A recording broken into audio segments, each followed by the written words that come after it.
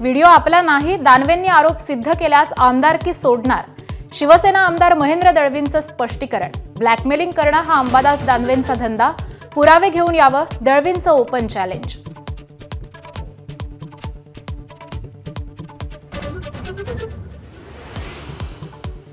हिवाळी अधिवेशनाचा आज दुसरा दिवस. विरोधी पक्षाकडून तपोवन, पार्थ पवार जमीन प्रकरण आणि शेतकऱ्यांचे विविध मुद्दे तापण्याची शक्यता. तर विरोधी पक्ष नेत्याच्या संदर्भातही पुन्हा चर्चा होणार.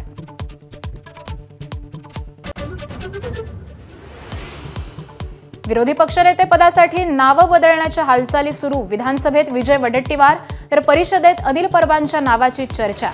भास्कर जाधव आणि सतेज पाटलांच्या नावाला सत्ताधाऱ्यांचा विरोध. मविया ठाम असल्याची सूत्रांची माहिती.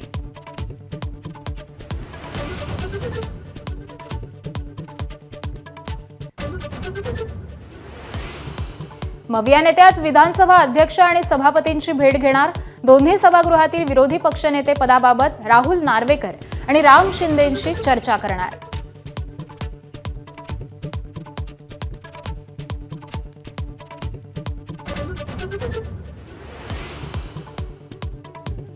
आगामी महापालिका निवडणुका महायुतीतच लढण्याचा निर्धार. काल मुख्यमंत्री आणि दोन्ही उपमुख्यमंत्र्यांची 1.5 तास बंद दाराआड चर्चा.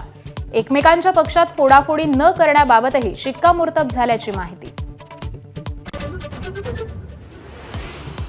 कष्टकऱ्यांचा आवाज हरपला. ज्येष्ठ समाजसेवक बाबा आढाव यांचं दीर्घ आजारामुळे निधन. वयाच्या 95व्या वर्षी घेतला अखेरचा श्वास. आज संध्याकाळी होणार अंत्यसंस्कार. बाबा आढाव यांच्या निधनानंतर देशभरातून शोक व्यक्त. पंतप्रधान मोदींसह काँग्रेस अध्यक्ष मल्लिकार्जुन खरगेंकडून श्रद्धांजली. मुख्यमंत्री आणि दोन्ही उपमुख्यमंत्र्यांकडूनही दुःख व्यक्त.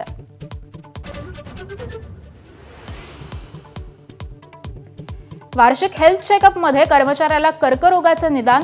कंपनीनं संबंधित कर्मचाऱ्याला कामावरून बडतर्फ केल्याचा संतापजनक प्रकार. कर्मचाऱ्याचं कुटुंबीय आणि मित्रांसोबत SLB कंपनीसमोर आमरण उपोषण. नंदुरबारच्या सारंगखेड्यातील घोडे बाजारात प्रचंड तेजी. 5 दिवसात तब्बल 275 घोड्यांची विक्री. घोडे बाजारात 1.5 कोटींचा आर्थिक टप्पा पूर्ण करत नव्या विक्रमाकडे वाटचाल. मुलीला आईच्या जातीचं प्रमाणपत्र देण्याचे सुप्रीम कोर्टाचे आदेश. वडील अन्य जमातीचे पण मुलीला अनुसूचित जातीचं प्रमाणपत्र. सरन्यायाधीश सूर्यकांत आणि न्यायमूर्ती जॉगमल्ला बागचींच्या खंडपीठाचा निर्णय.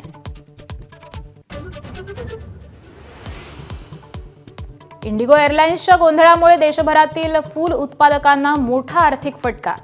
गुलाब विविध विमानतळावर पडून राहिल्यानं गेल्या 5 दिवसात शेतकऱ्यांचे 10 कोटींचं नुकसान. कसोटी वनडे मालिकेनंतर आजपासून T20 मालिका. कटकच्या मैदानावर भारत आणि दक्षिण आफ्रिका भिडणार.